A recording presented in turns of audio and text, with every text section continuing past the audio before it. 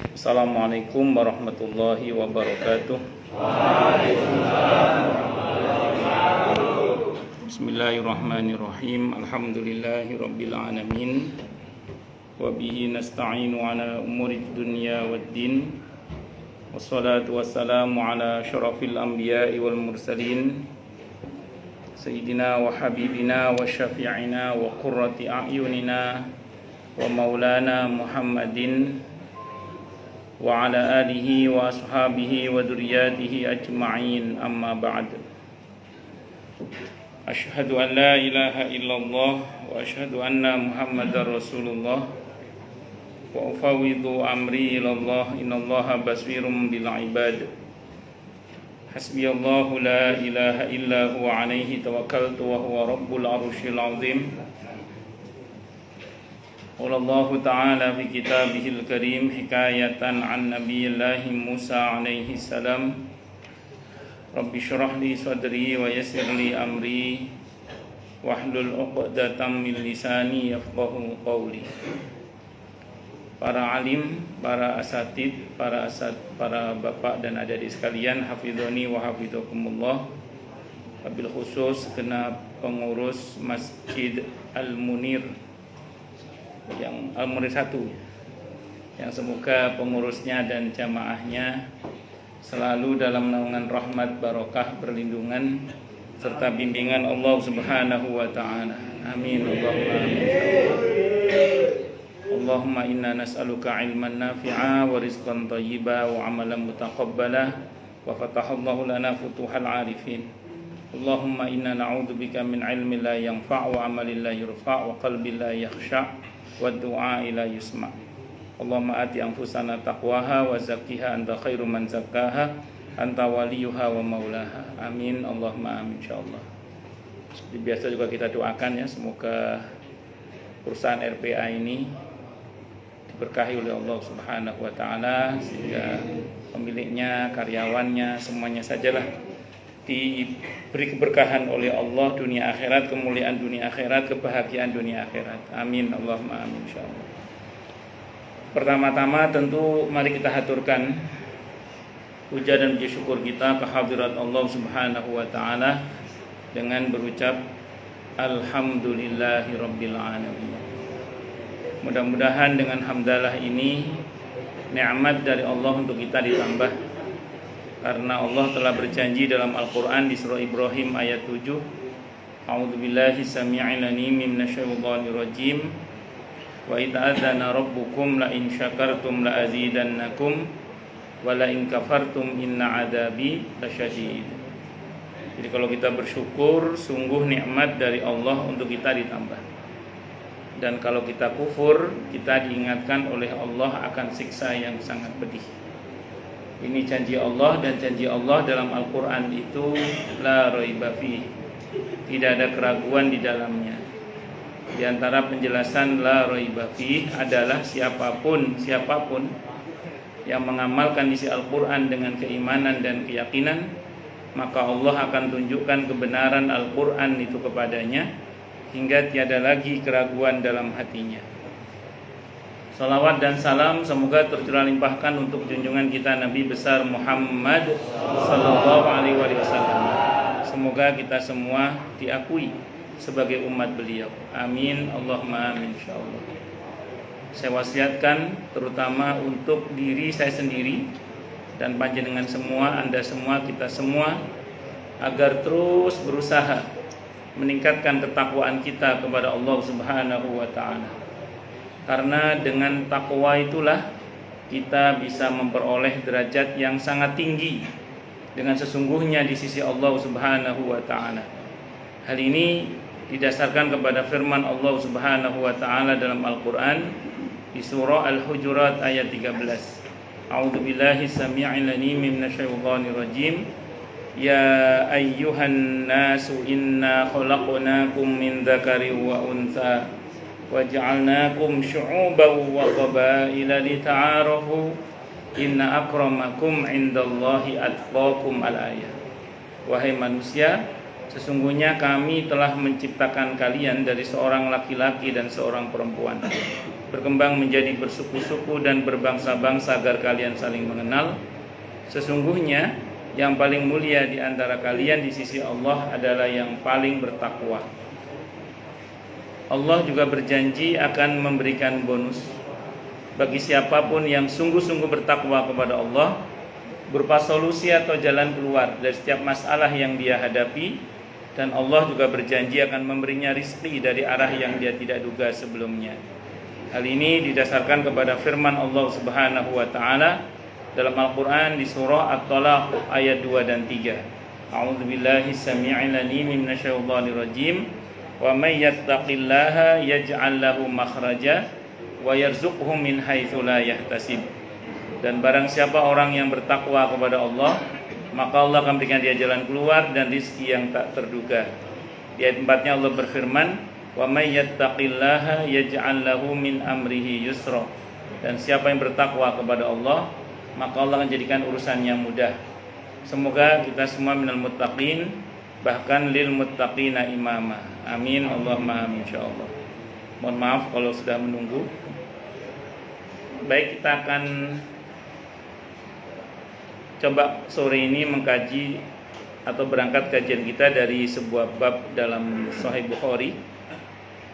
Ada di Sahih Bukhari itu bab tentang al-ilmu qabla al-qawli wal amal. Jadi ilmu itu sebelum berucap dan berbuat. Jadi idealnya sebelum kita berkata dan bertindak itu kita sudah membekali diri dengan ilmu. Itu idealnya. Makanya yang lebih penting dari sholat itu ilmunya sholat sebenarnya. Supaya sholat kita sah, benar dan diterima oleh Allah Subhanahu wa taala. Yang lebih penting dari sekedar saum, termasuk saum di bulan Ramadan, adalah ilmu tentang saum. Termasuk juga yang tidak kalah pentingnya dari ibadah adalah ilmu tentang ibadah itu sendiri. Bahkan ilmu dalam berakidah, termasuk ilmu dalam berakhlak karimah. Nah, ini saking pentingnya ilmu itu sampai dikatakan dalam bab di Sahih Bukhari itu al-ilmu qabla al-qawli wal amal. Jadi ilmu itu sepatutnya sebelum berucap dan bertindak. Itu idealnya. Tapi jangan lantas Anda berkata begini, oh berarti kalau saya belum tahu ilmunya nggak usah beramal dulu berarti. Kalau gitu karena saya belum tahu ilmunya sholat, nggak usah sholat dulu berarti gitu. Bukan begitu. Manusia itu bertingkat keberadaannya. Ada yang muqallid, ada yang muttabi', ada yang mujtahid. Manusia itu ada manusia itu yang muqallid. Umumnya kita manusia ketika mengamalkan agama ini pasti umumnya yaitu taklid. Hampir bisa dipastikan lah taklid awalnya. Kan kita ngelihat orang tua kita sholat, atau saudara kita sholat, atau teman kita sholat, kita udah sholat aja udah sesuai dengan apa yang kita lihat. Pelan-pelan mulai belajar, pelan-pelan mulai ngaji, pelan-pelan mulai ngerti ilmunya misalnya. Kalau udah mulai ngerti hujahnya, baru namanya muttabi'. Muttabi' itu ngikut dengan hujahnya. Ittiba' itu secara definisi artinya qabulu qaulil qail wa huwa ya'lamu hujjatahu. Menerima pendapat seseorang dan dia ngerti hujahnya. Misalnya saya sholat dengan menggunakan metode di dalam madhab Syafi'i misalnya. Ya, saya ngerti hujah-hujah dalam madhab Syafi'i. Maka saya yang berusaha memahami hujah-hujah dalam madhab Syafi'i itu, status saya sudah mulai muttabi' namanya. Ngikut sifat sholat Nabi versi madhab Syafi'i. Kalau ada sebagian yang mungkin mengikuti sifat sholat Nabi versi madhab Hambali misalnya. Ada yang mengikuti sifat sholat Nabi versi madhab Maliki, madhab Hanafi, Itu tidak ada masalah asal kita ngerti hujahnya, itu gelar kita sudah muttabi. Artinya kita ngerti kenapa dalam mazhab Syafi'i takbirnya di sini misalnya. Kenapa dalam mazhab Syafi'i sedekapnya di sini misalnya. Kenapa dalam mazhab Syafi'i tahiyatnya tidak digerak-gerakkan misalnya. Itu kita ngerti hujahnya. Nah, itu namanya muttabi sudah itu namanya. Nah, tapi kalau selama ini kita guru saya dulu gitu, saya ngikut aja udah mukhalid namanya. Tidak apa-apa, teruskan aja daripada nggak sholat. Nah, iya kan begitu. Namanya setiap orang kan dulu, semua kita lah awalnya pasti begitu kan. Terus pelan-pelan belajar kan, pelan-pelan belajar, mencoba mengilmui lah, mencoba mengilmui. Itu seperti itu. Jadi ketika kita mulai belajar, mulai ngerti hujahnya, kenapa di dalam mazhab Syafi'i itu sifat sholatnya kalau di tahiyat akhir walaupun rakaatnya cuma 2, tahiyatnya cuma 1, itu iftirash, tawarruk bukan iftirash misalnya. Kenapa kalau Hambali misalnya iftirash bukan tawarruk misalnya, itu ngerti. Kenapa ada kunut subuh, kenapa yang ini tidak ada kunut subuh, ngerti hujah itu sudah mulai muttabi namanya. Pelan-pelan itu kita belajar itu pelan-pelan. Nah, terus kemudian kalau kita terus belajar sampai punya kemampuan menggali hukum dari sumbernya Al-Quran dan As-Sunnah, maka itu namanya mujtahid. Tapi ini syaratnya berat ini. Harus hafal Al-Quran dan mampu memahami sababun nuzulnya, faham tentang nasikh mansukhnya, amkhosnya, mutlak muqayyadnya, ngerti sastranya, balaghahnya, ngerti uslubnya, harus ngerti semua. Itu baru Quran. Belum lagi nanti berkaitan dengan hadis. Kalau Imam Ahmad, gurunya Imam Bukhari, untuk jadi mujtahid minimal itu hafal 500.000 hadis lengkap dengan sanadnya. Tidak masuk kita ya. Kita baru 5 hadis. Itu pun nggak hafal semua. Berat ini untuk menjadi mujtahid, tidak mudah. Makanya tidak semua orang sanggup menjadi mujtahid, dan memang tidak mudah menjadi mujtahid itu. Nah, paling enggak kita berusahalah untuk menjadi muttabi. Bahwa sebagian kita sekarang masih taklid, tidak ada masalah, teruskan saja. Puasa kita sebagaimana puasa yang kita taklidi selama ini, pokoknya ibadah kita sebagaimana kita mengikuti apa yang kita ikuti selama ini, tidak ada masalah, teruskan saja sambil pelan-pelan kita belajar. Yang salah itu kalau kita nggak mau belajar itu nanti.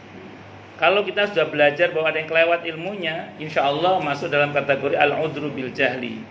Jadi dimaafkan lah oleh Allah, itu dimaafkan. Tapi kalau ada orang yang nggak bisa beribadah karena bodoh, dan bodohnya itu karena dia mualas belajar. Nah, maka orang yang seperti ini dia tidak akan dihukum oleh Allah karena kebodohannya, enggak. Dia tidak akan dihukum oleh Allah karena kebodohannya. Jadi dalam Islam itu tidak ada orang yang dihukum karena kebodohannya. Cuman kalau dia bodohnya karena mualas belajar itu, dia akan dihukum karena mualnya itu, karena mualasnya itu. Kok bisa gitu Ustaz? Ya, karena innas sam'a wal basara wal fuada kullu ulaika anhu mas'ula. Karena penglihatan, pendengaran dan hati itu semua akan dimintai pertanggungjawaban. Nah, makanya saya ulang, hati-hati. Kita yang penting mau belajar, terus belajar, bertanya kepada ahlinya, insya Allah dengan itu kita insya Allah akan mendapatkan pemaafan kalaupun ada kurang-kurangnya gitu. Yang penting kita mau belajar. Maka kebersediaan panjenengan, saya, kita semua hadir di majelis ilmu, kebersediaan kita untuk membaca, bertanya kepada ahlinya, mendengarkan nasihat dan seterusnya, itu bagian dari upaya kita untuk mentaati perintah Allah, mencari ilmu itu.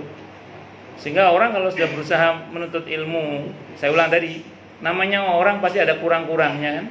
Ada belum tahunya, insya Allah itu dimaafkan. Kenapa? Karena kita adalah manusia yang sedang berproses dan terus berprogres, insya Allah. Itu seperti itu.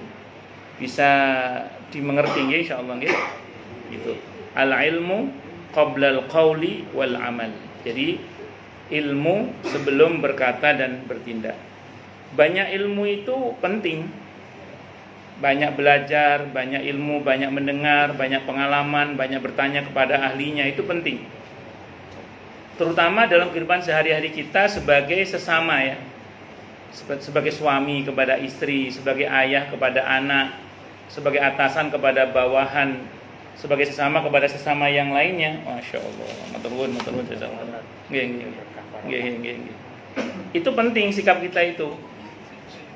Ilmu itu penting. Kenapa? Kalau kita banyak ilmu, banyak belajar, banyak pengalaman, banyak bertanya kepada ahlinya, dalam bermuamalah terutama ya, kita akan punya banyak katalog sikap.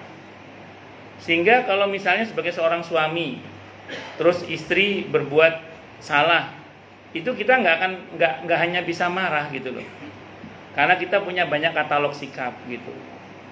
Sebagai seorang ayah, kalau anak kita berbuat salah, kita nggak hanya bisa marah. Kenapa? Karena kita punya banyak katalog sikap. Kok punya banyak katalog sikap? Ya karena kita banyak belajar, kita banyak bertanya kepada ahlinya, kita banyak mendengar, kita banyak membaca, kita banyak pengalaman gitu. Sehingga kita punya katalog sikap gitu. Punya banyak katalog sikap maksud saya. Tidak hanya satu sikap. Bahwa ada masa di mana kita harus marah, iya. Tapi kalau kita punya katalog sikap, kita tidak hanya marah gitu loh. Kan ada model orang itu bisanya cuma marah kan. Seolah-olah untuk berbagi sebuah kesalahan hanya dengan marah itu. Padahal ada banyak sikap yang bisa dipilih untuk kita lakukan kalau kita berilmu, berpengalaman dan banyak pengetahuan. Itu seperti itu. Bisa dimengerti ya? Itu. Jadi biar kita punya banyak katalog sikap. Itu seperti itu. Apalagi dalam praktek kehidupan sehari-hari kita, sebagai seorang suami kepada istri misalnya, atau sebagai seorang ayah kepada anak misalnya, itu bagaimana kita, kalau yang masih jomblo ya belajar dulu sekarang, nanti pas praktek biar tinggal mengamalkan. Biar nanti kalau kita itu pulang ke rumah, coba kita bayangkan dulu Rasulullah Muhammad SAW itu kalau pulang ke rumah itu bagaimana kepada istrinya. Jadi kita sebagai para suami terutama, atau calon para suami, karena Pak Muki nggak tahu. Oh ya. Pak Muki masih jomblo apa sudah? Ngoten. Wes, jadi singkat kata singkat cerita, jadi kalau kita punya banyak ilmu, banyak pengalaman, banyak informasi, banyak nasihat, itu kalau kita pulang, misalnya gitu ya, kita pulang sebagai seorang suami, kita bisa membayangkan bagaimana dulu Rasulullah Muhammad SAW kalau pulang sebagai seorang suami itu bagaimana. Dulu Rasulullah Muhammad SAW kalau ketemu sama putrinya bagaimana? Ketemu sama putrinya bagaimana? Kalau ketemu sama cucunya sebagai seorang kakek bagaimana? Itu kita bisa membayangkan kalau kita tahu ilmunya gitu loh. Dan kita nggak akan bisa membayangkan itu kalau kita nggak tahu ilmunya. Kalau kita nggak banyak belajar, kita nggak bisa membayangkan. Jenengan kan, maaf slogannya kan, sebagai seorang suami, sebagai seorang ayah, sebagai seorang kakek, kita harus meneladani Rasulullah Muhammad SAW misalnya. Dan sekarang kalau kita nggak pernah baca, kita nggak pernah belajar, kita nggak pernah bertanya kepada ahlinya, kita tidak pernah mendengar nasihat dari ahlinya, kita tidak punya banyak pengalaman, bagaimana kita bisa membayangkan dulu Rasulullah bagaimana kalau ketemu dengan istrinya? Kita nggak sampai bayangan kita. Tapi kalau kita pernah baca sirah nabawiyah, atau pernah mendengar sirah nabawiyah, atau pernah ngaji sirah nabawiyah, paling nggak kita, oh dulu ternyata Rasulullah Muhammad SAW itu kalau ketemu dengan istrinya itu tidak hanya menyayangi tapi memuliakan. Jadi Nabi kita Muhammad SAW itu kalau ketemu istrinya itu tidak hanya menyayangi, beliau sangat memuliakan istrinya. Satu contoh dalam satu riwayat yang sahih tentang sifat salat malamnya Nabi kita Muhammad SAW. Di suatu malam Nabi sedang berdua dengan Siti Aisyah radhiyallahu anha. Kata Siti Aisyah saat itu kulit ketemu kulit. Nabi itu kalau berdua dengan Siti Aisyah radhiyallahu anha itu sering kulit ketemu kulit. Nah, terus kemudian itu keadaan yang sangat membahagiakan kata beliau. Nah, itu nampaknya sudah tiba masa di mana Nabi mau salat malam. Beliau izin kepada istrinya Siti Fatimah radhiyallahu anha. Kalau di dalam fikih Islam itu, kalau yang pernah ngaji fikih ya, itu kalau seorang istri mau sholat malam, sementara suaminya di rumah dan melek, syaratnya suaminya melek turu babana wis. Itu istri wajib izin ke suami untuk salat malam.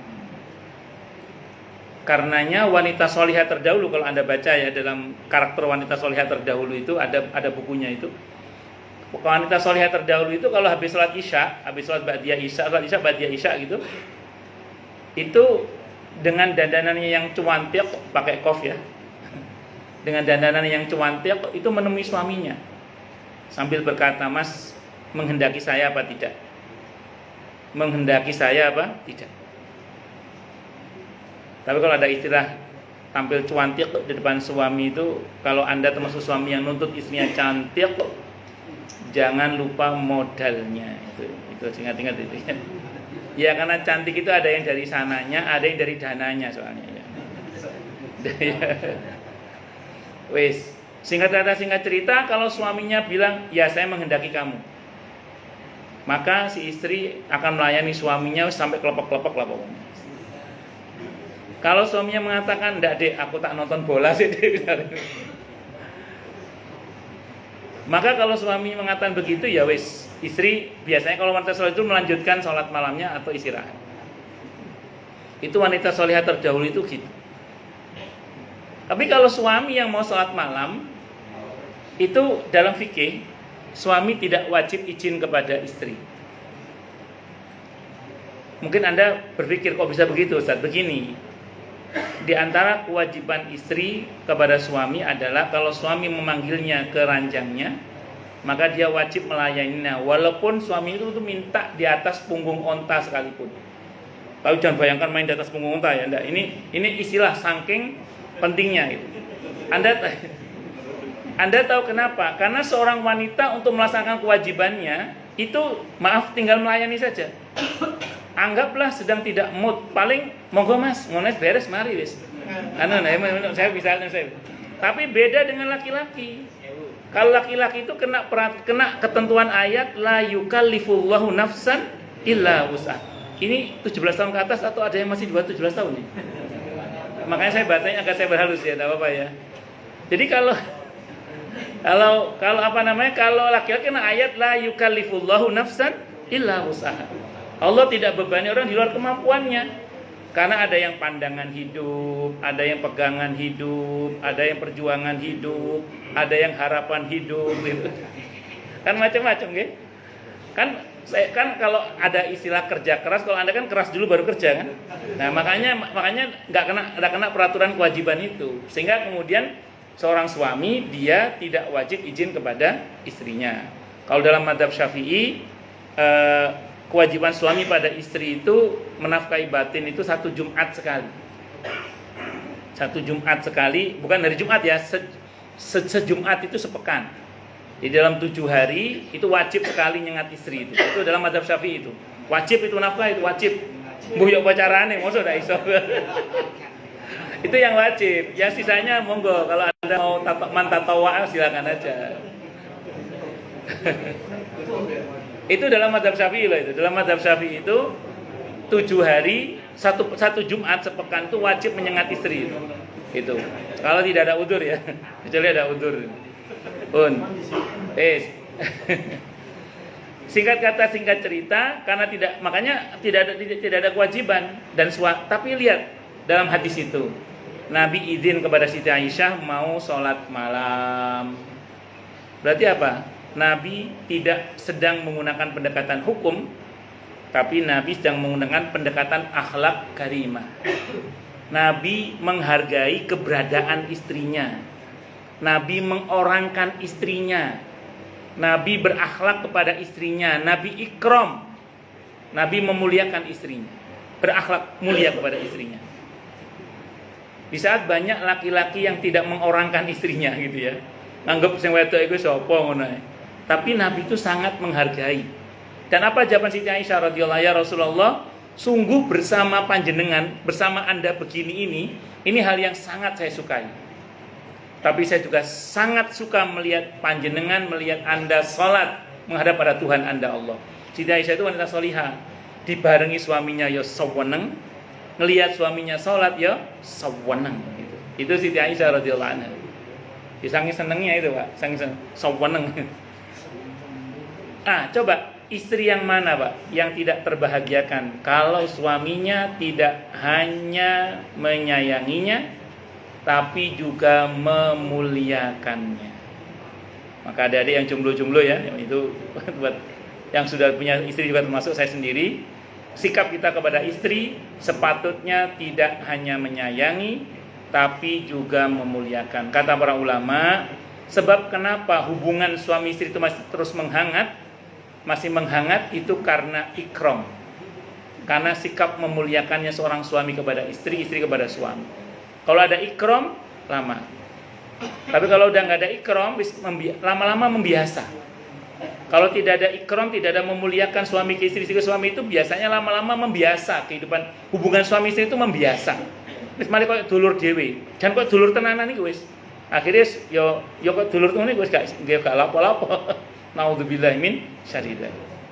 Nah, makanya harus ada ikram gitu. Dan itu yang dilakukan oleh Rasulullah Muhammad sallallahu alaihi wasallam kepada istrinya. Itu tidak hanya kepada istrinya, termasuk nanti kita bayangkan bagaimana kalau kita ketemu dengan anak kita. Dulu Rasulullah kalau ketemu dengan putrinya bagaimana? Coba bayangkan bagaimana.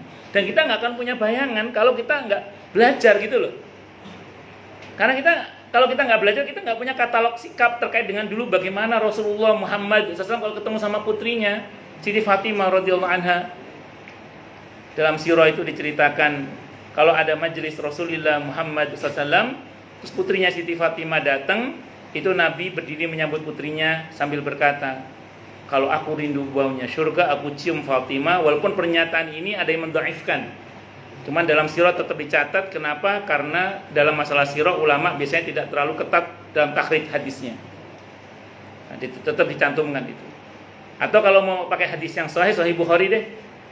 Dalam hadis sahih Bukhari, ketika Siti Fatimah radhiyallahu anha sowan menghadap kepada Nabi kita Muhammad SAW, ternyata Nabi tidak ada di rumah saat itu. Ketemunya dengan ibunda Aisyah radhiyallahu anha. Kata beliau, ya Ummul Mukminin, wahai Bunda Aisyah, tolong sampaikan kepada ayahku Rasulullah Muhammad SAW bahwa putrinya Fatimah datang minta pembantu karena capek ngurus masalah rumah tangga.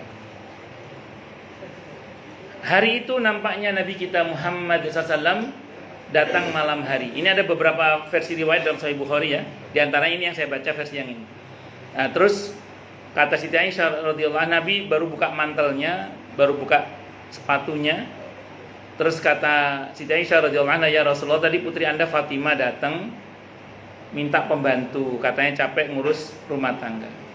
Itu Nabi nggak jadi istirahat, langsung keluar lagi malam itu juga bergegas ke rumahnya putrinya Siti Fatimah radhiyallahu anha.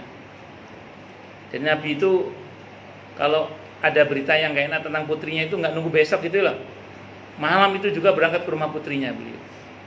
Dan beliau ketok pintu putrinya, nggak selonong boy masuk gitu. Walaupun mentang-mentang rumah anaknya, buatan Nabi tetap mengucap salam. Assalamualaikum, waalaikumsalam, wakamakal. Aku lihat ayahku datang, kata Siti Fatimah radhiyallahu anha. Saat itu aku sedang satu selimut, kata Siti Fatimah, dengan suamiku Ali bin Abi Thalib radhiyallahu anhu. Karena musim dingin, nggak punya jaket, satu selimut. Dan saat Nabi masuk, beliau masuk ke dalam selimut, berada di tengah-tengah kami. Dan Nabi ngobrol bersama putrinya dan menantunya, satu selimut ngobrol. Ya, bayangkan ya, bagaimana kedekatan beliau dengan putrinya, kedekatan beliau dengan menantunya. Beliau di tengah-tengah. Nabi kita Muhammad SAW sebelah kanannya Sayyidina Ali bin Abi Thalib radhiyallahu anhu, sebelah kiri Sayyidah Fatimah radhiyallahu anha. Ngobrol bertiga dalam satu selimut. Paham ya? Nabi tidak hanya sayang kepada putrinya, Nabi juga sangat memuliakan putrinya.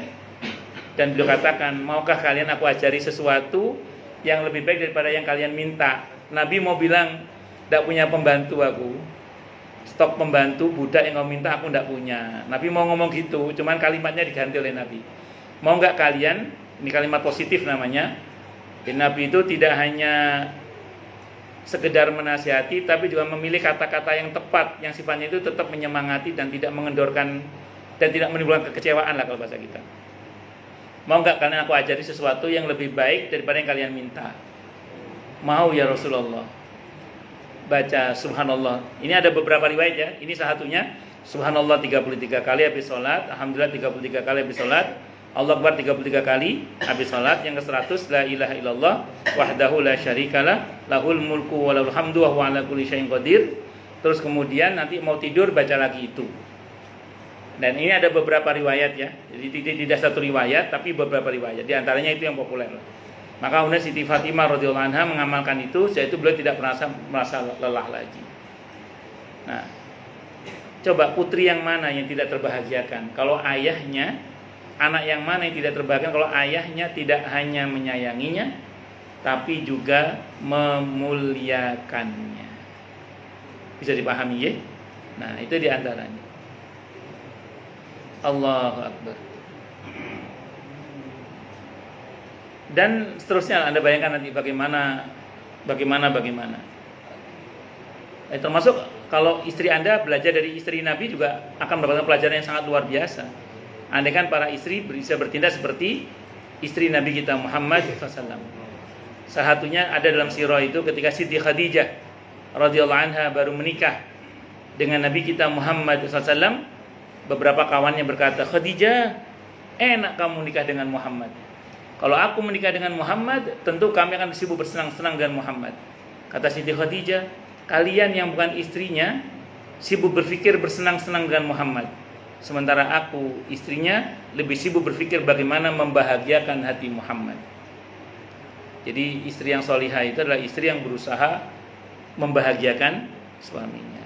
Tentu suami yang soleh juga berusaha membahagiakan istrinya. Kalau bahasa sederhananya, kita harus mau saling menuntut diri sendiri untuk memenuhi hak pasangannya. Bukan sibuk menuntut pasangan untuk melaksanakan kewajibannya kepada kita.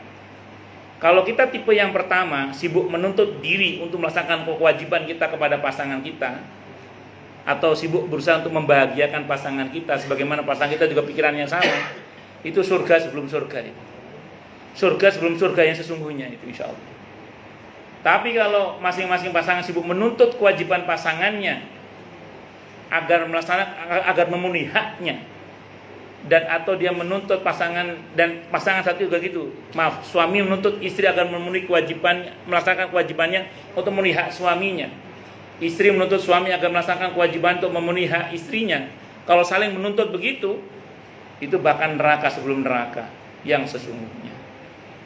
Nah, makanya konsepnya harus tadi itu, bagaimana seorang suami punya pikiran berusaha membahagiakan istrinya, dan seorang istri punya pemikiran bagaimana berusaha membahagiakan suaminya. Harus saling, bukan siapa yang paling. Itu dalam berumah tangga itu seperti itu. Nah ini kita nggak akan punya katalog sikap seperti ini kalau kita nggak baca, nggak mendengar, nggak hadir di majelis ilmu, nggak bertanya kepada ahlinya, nggak ngaji gitu. Nah, yang penting al-ilmu qabla al-qawli wal amal, itu penting. Allahu Akbar. Dan kalau kita merujuk kepada sebuah hadis riwayat Al-Hakim dari Samurah Ibn Al-Jundub rahimahullah radhiyallahu an, hadisnya marfu', disabdakan dalam hadis itu kama qala khuliqatil mar'atu min dila'in atau min dil'in fa in tuqimha tuksirha fadariha ta'ish biha.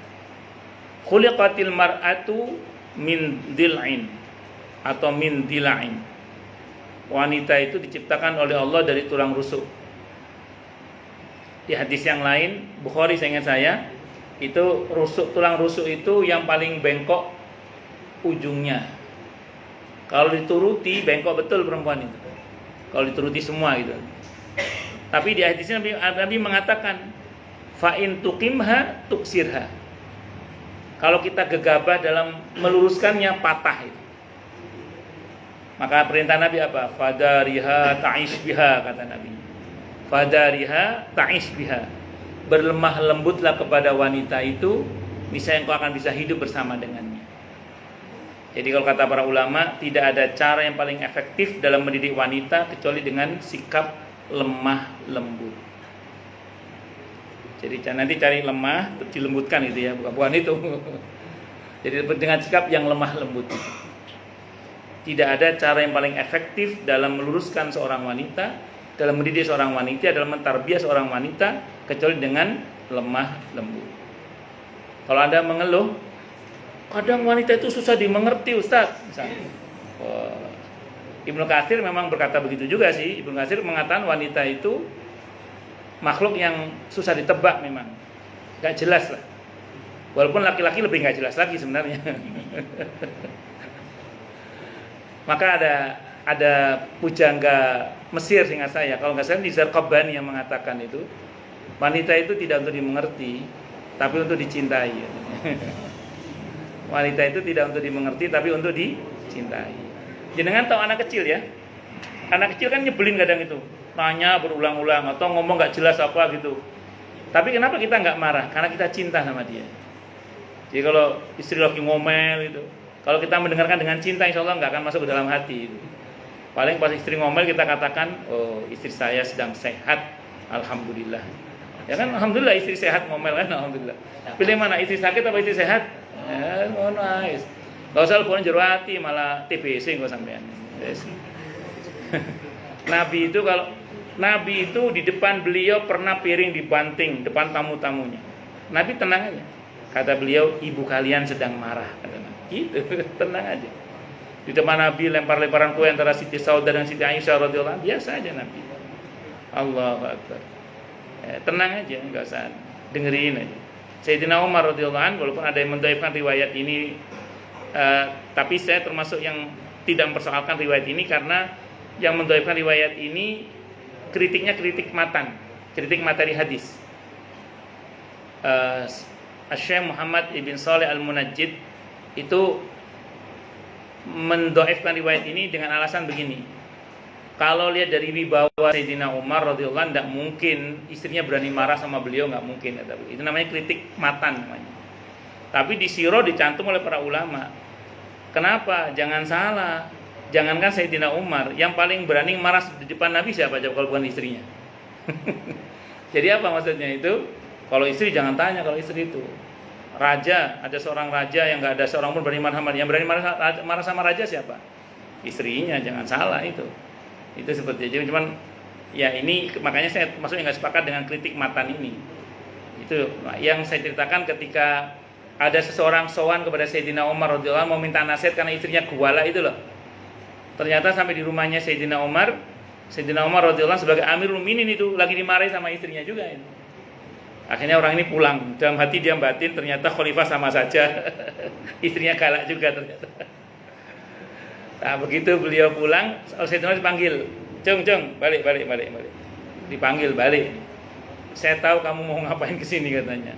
"Kamu lihat kan tadi?" "Ya, Amirul Mukminin." Begitulah yang ini pelajarannya. Terlepas ini dhaif atau tidak, tapi kita ambil pelajaran. Tapi saya termasuk yang enggak setuju dengan kritik matan tadi. Dikatakan oleh beliau, kamu lihat tadi kan? Saat dia marah, yang aku ingat adalah dia adalah istriku yang menyusui anakku, padahal dia adalah kewajibanku untuk menyusuinya. Jadi kewajiban menyusui itu kewajiban seorang ayah, bukan kewajiban seorang istri itu sebenarnya. Maksudnya apa? Adalah tugas suami menafkahi istri supaya gizi anak tercukupi, itu maksudnya. Adalah dia yang menyiapkan makanan untukku, padahal itu adalah merupakan kewajibanku dan bla bla bla bla itu. Itu kata Sayyidina Umar itu. Makanya sebenarnya masak itu bukan kewajiban istri, tapi kewajiban suami. Kewajiban istri pada suami cuma satu, nurut suruh masak, nurut disuruh tidak selesai. Ya wes juga sama aja. Tapi harus saling. Jadi ketika Sayyidina Umar dimarahi istrinya, yang diingat oleh beliau itu kebaikan istrinya. Jadi enggak seperti api ketemu bensin. Lek bojong ngamuk, lebokno jero ati kopeng panas, ndas ngelu, boh. Rusak, enggak anu. Ya itu api ketemu bensin tadi itu tambah hati. Jadi ketika istri marah itu ingat-ingat kebaikan istri, Itu konsepnya Sayyidina Umar itu. Nah, jadi kalau bahasa Al-Qur'annya latan saul fadla bainakum, itu kalau bahasa Qur'annya. Janganlah kalian melupakan kebaikan di antara kalian. Jadi latan saul fadla bainakum, janganlah kalian melupakan kebaikan di antara kalian. Kalau ada konflik, itu ayat itu berkaitan dengan konflik perceraian ya. Itu Allah perintahnya jangan melupakan kebaikan masing-masing. Jadi biar nggak apa-apa, pengennya cerai berantem gitu. Nah, biar dingin lah misalnya. Itu konsep Quran itu. Allahu Akbar. Terus kemudian dan masih banyak lagi lah hal-hal yang lain bisa kita pelajari dari kehidupan sehari-hari kita. Itu tadi saya contohkan menukik ke dalam kasus dalam rumah tangga. Ya biar jenengan nanti bisa mengaktualisasikan dalam kehidupan sehari-hari kita. Saya takutnya banyak pertanyaan karena biasanya banyak pertanyaan ini. Monggo silakan yang mau tanya, protes, marah boleh. Kalau ada. Kalau nggak ada berarti jelas semua atau tidak jelas semua. Monggo silakan kalau ada. Ya Pak. Oke, monggo. Pertanyaannya nggak nyambung sama materi. Tidak apa-apa. Apa hukum ngarit ya, nyari rumput itu? Terus satu lagi ternak yang ternak ikan yang pakannya pakai kotoran ternak juga, kotoran ayam itu hukumnya gimana?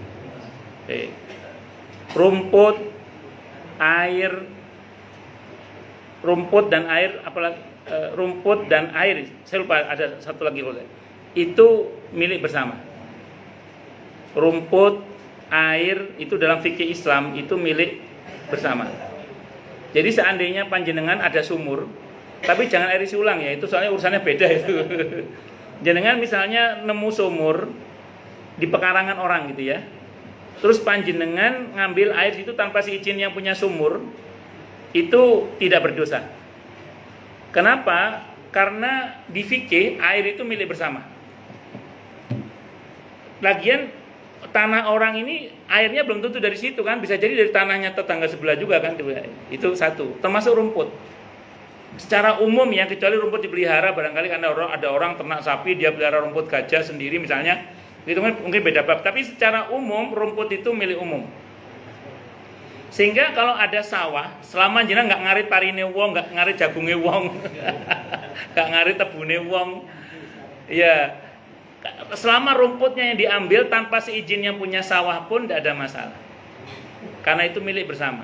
Yang saya tahu air, rumput, saya lupa apa lagi gitu, saya lupain, mohon maaf. Itu milik bersama itu. Jadi tanpa seizin, di tanah orang sekalipun tanpa izin kita ngambil tidak berdosa. Yang saya tahu. Wallahu a'lam bishawab. Yang kedua, di dalam fikih itu ada namanya jallalah. Ada namanya apa? Jallalah. Jallalah itu adalah binatang, terutama binatang maksud saya, yang makan kotoran. Tai. Yang makan tai ya, mohon maaf. Bahasa Jawanya tae, yang makan tae itu ya. Betul telek ya. Bukan kotoran sampah, bukan, memang makan telek dia, makan kotoran. Contoh misalnya lele. Tidak semua lele sih. Enggak semua lele, tapi beberapa lele begitu. Jadi maaf dipelihara di Jumbleng misalnya. Karena ada yang mengatakan lele taruh Jumbleng, taruh aja lama-lama gede-gede juga itu. Nah, atau di atasnya kandang ayam, di bawahnya lele. Itu binatangnya namanya jallalah. Di dalam Islam dilarang kita makan binatang yang makan kotoran itu, yang makan telek itu tidak boleh. Kalau mau halal, binatang itu dibersihkan dulu, dikarantina dulu. Kalau terbuktinya beli lele, yang lelenya itu dari makan kotoran itu, maka panjenengan taruh dulu, dikarantina dulu air yang bersih, dikasih makan yang bersih sampai hilang sifat jalalahnya. Biasanya 3 hari. Selama 3 hari dipelihara dulu, dikasih makan yang bersih, baru boleh dimakan. Pertanyaan sekarang, enggak, kita di daerah di mana mayoritas Muslim, kita tidak wajib bertanya kecuali Anda ragu. Kalau Anda ragu, jangan. Nah, saya kurang tahu ya kalau di Jawa Barat. Kalau di Jawa Timur yang dikasih makan kotoran itu banyak, kalau yang saya tahu. Tapi kalau di Jawa Barat, sependek yang saya ikuti beritanya, ada mungkin tapi jarang kali ya. Karena kebanyakan di Jawa Barat ini lele itu dipelihara secara profesional, betul-betul dikasih pur itu yang saya tahu. Ada beberapa peternak pakai terpal itu, ada yang pakai terpal, pakai apa saya nggak paham itu. Itu karena lele itu kalau taruh di tanah nggak efektif juga. Ya biasanya taruh di terpal. kalaupun ada yang datang kandang ayam, mungkin kalau di Jawa Timur banyak itu yang datang kandang ayam, bawa sesekali kali dikasih telak, itu beda bab itu. Ya, saya kira itu. Wallahu a'lam bishawab. Kalau Anda ragu-ragu, ya lelenya karantina dulu aja.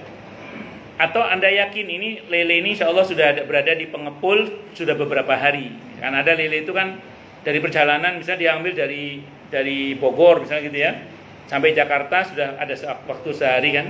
Sampai di tempat pengepulnya mungkin 2 hari baru laku, atau sampai laku di pasar, nanti dari pasar ke kita ada waktu 3 hari mungkin. Itu sudah nggak jalalah karena udah dikasih makan pur biasa di pedagangnya itu biasanya gitu. Kalau begitu ya nggak apa-apa kalau gitu. Kalau Anda yakin, kalau Anda nggak yakin jangan. Kalau Anda ragu jangan. Saya kira itu. Wallahu a'lam bishawab. Misal contoh gini, ada teman Anda habis nguras WC, tahu-tahu bagi lele ke Anda. Wah, ini lele teko apa ya? misalnya. Oke, saya kira gitu. Wallahu a'lam bishawab. Oh, yang lain silakan kalau ada.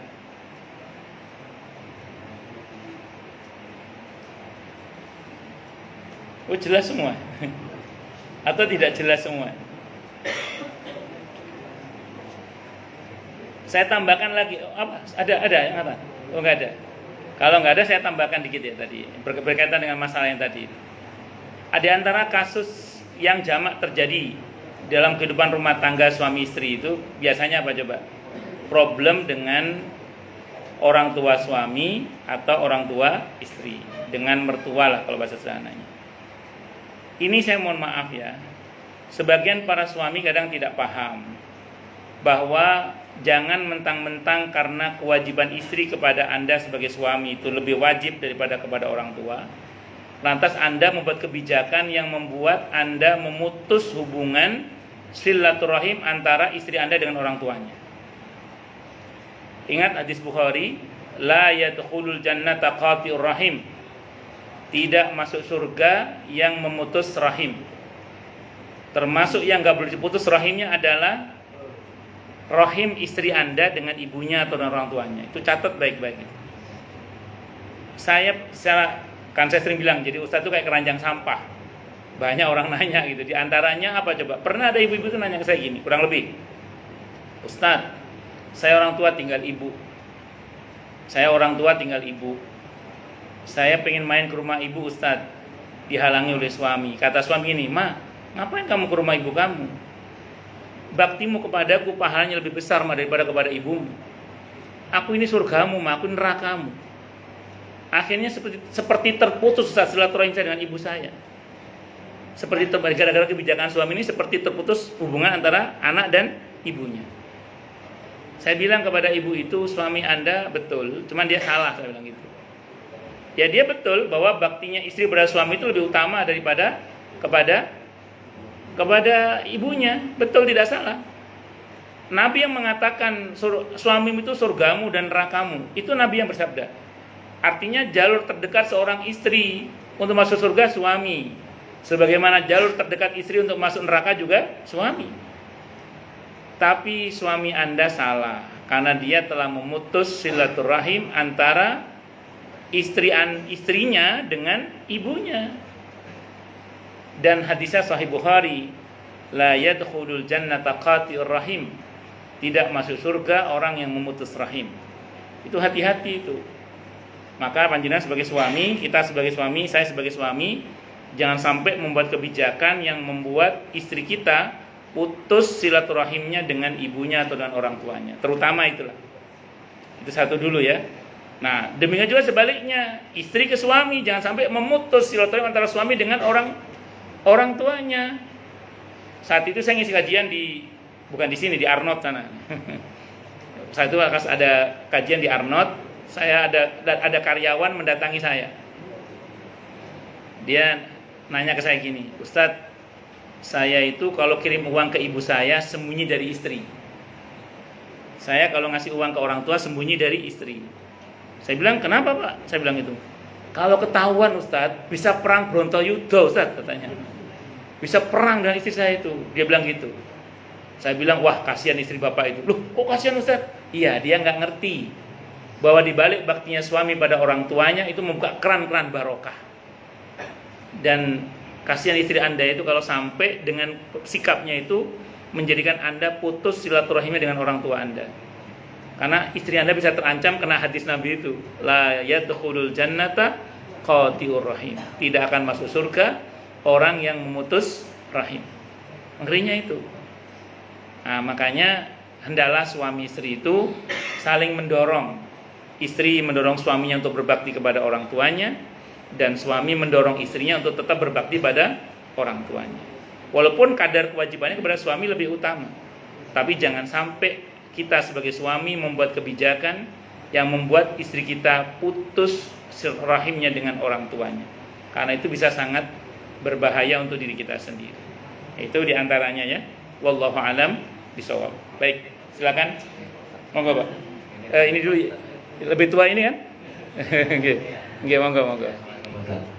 Ini yang bersama Ustaz sampaikan ini, saya mau nanya, dari awal pernikahan itu saya sama istri itu kan saya udah bicara ya. Jadi kalau penghasilan saya kerja itu buat dia semua, sedangkan bisnis saya itu saya pegang sendiri.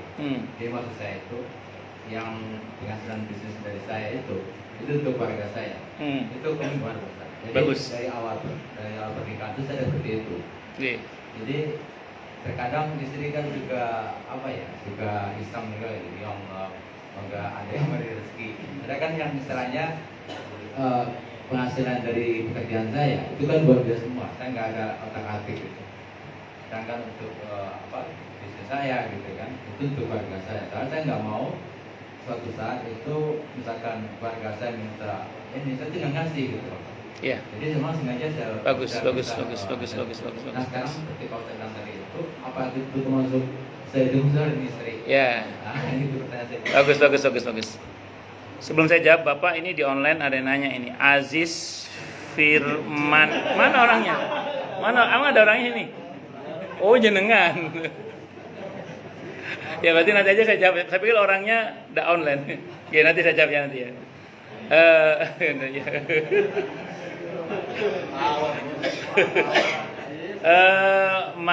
Saya nanti masuk saya dulu. Saya jawab penjenengan. Gini, nanti jenengan kalau buka di dalam pembahasan tentang masalah nafkah itu, kalau di Bulughul Maram, di fikih sunnah misalnya, itu yang Nabi ulang-ulang kata ma'ruf. Ma'ruf itu artinya kebaikan yang terakhir dan ruang dan waktu. Jadi ketika suami menafkahi istrinya itu tentang caranya atau kesepakatannya masing-masing keluarga bisa beda-beda. Sambil contoh ini contoh. Saya punya jamaah, ketika dia awal menikah dia ngomong ke istrinya gini, mau saya kasih nafkah bulanan atau modal usaha. Tapi kalau nanti saya kasih modal usaha jangan minta bulanan. Kata istrinya saya minta modal usaha. Istrinya pinter muter duit itu diputer gitu pinter ya. Dan sama istri dibeliin sawah, istri dibuat buka toko. Sehingga pernah suatu saat usaha suami itu kolaps. Itu dengan izin Allah yang menolong ekonomi keluarga itu usaha istri. Nah, kalau Bapak ke Keranji itu ada sekolah Tahta Syajar, tahu ya? Nah, itu nafkah itu. Nafkah jadi sekolah itu. Jadi ada tipe wanita itu mau pinter muter duit memang. Dia dari kesepakatan awalnya saya minta nafkah berupa modal usaha. Dengan perjanjian saat itu bahwa saya nggak akan nuntut tiap bulannya. Dan ada yang sanggup begitu. Monggo kalau disepakati, silakan. Itu ma'ruf namanya. Nah, ada juga yang mungkin seperti Bapak. Seperti Bapak ada jamaah saya juga orang lain. Saat itu dia bilang ke saya pokoknya seluruh gaji saya untuk istri saya, Ustadz. Loh, Bapak apa? Saya ceperannya aja, Ustadz. Untuk saya ceperannya aja. Lebih banyak mana ceperan sama gajinya? Banyak ceperannya sih, Ustadz. Jadi kayak Bapak tadi misalnya Bapak bisnis Bapak untuk Bapak dan keluarga, sementara untuk istri seluruh gaji Bapak. Kalau memang itu kesepakatan dari awal nggak ada masalah. Tapi dengan catatan harus ma'ruf. Ma'ruf itu gini, kebutuhan istri nggak keteter gitu maksudnya. Kalau kebutuhan istri masih keteter, ya berarti Bapak masih harus menambahkan kekurangannya. Gitu. Jadi kalau masih keteter ya. Kan ada orang yang gajinya 8 koma kan, karena setiap tanggal 8 dia koma gitu.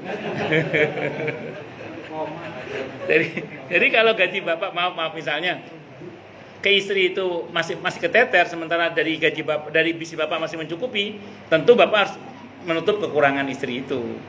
Nah, bahwa bapak kemudian merencanakan untuk keluarga itu tidak ada masalah, karena itu hak bapak. Makanya istri tidak wajib tahu berapa uang bapak. Yang penting bapak terpenuhi hak-hak istri, hak-hak anak terpenuhi, untuk keluarga tetap bapak bisa berbuat baik. Itu nggak ada masalah. Saya kira itu Bang. Wallahu a'lam bishawab. Monggo Mas Osep Yusanto. Mau bertanya, kalau misalnya lebaran di orang tua istri apa suami atau gantian? Itu musyawarah wajah itu. Ya, itu musyawarah wajah. Ya, itu kan perkara muamalah ya.